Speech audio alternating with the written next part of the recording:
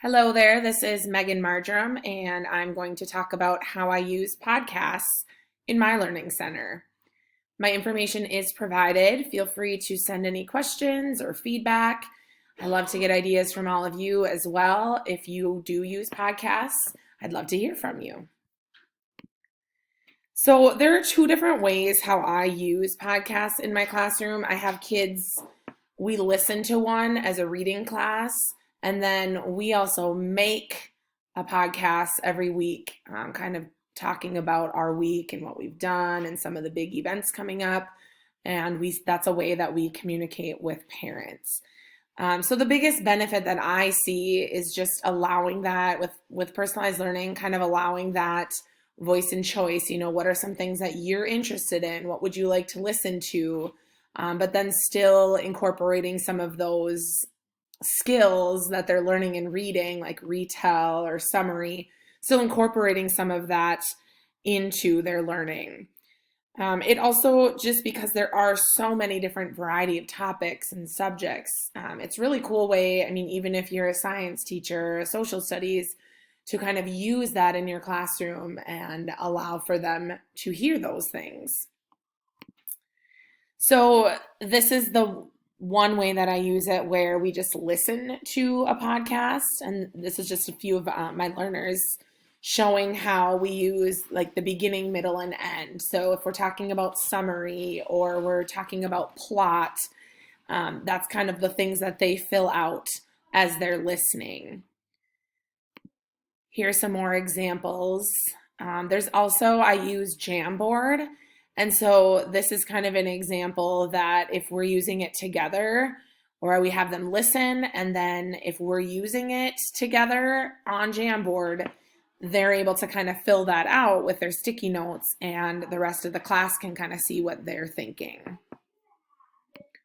So the other way that I use it is for when we are telling our parents kind of a summary of what we've done for the week. So what I do is just create a list of my kids, and then they either type up, or sometimes if we're running out of time for the week, I will type up what they have to say. And then we sit down at the end of the day on a Thursday or Friday, we sit down and we record it together on Anchor, is the podcast that I use for our class. And then I'm just able to send that URL to my parents, and they can kind of listen to what we've done for the week. I'm a really firm believer of kind of using digital resources nowadays. And so I've created a Bitmoji Classroom, and you can kind of see on here, there's different things that the parents click. And so if they click on this jaguar, it's going to bring them, if I click on it, it will bring them right to my Anchor page, and then they're able to kind of listen to our podcast there. So it goes directly there. Then I've also, this is just kind of another way that I've used it, is just with my kids on here. Each of my learners are listed on here, not listed, but you can see them on there. And then you can attach it that way too. So anything and it'll just, as you can see, it'll just go straight to my Anchor.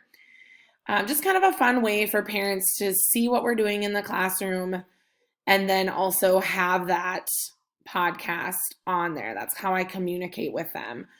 There was also, when we switched our spelling this year, we also created a podcast. My coworker and I created a podcast of how that was going to work, and kind of what that would look like.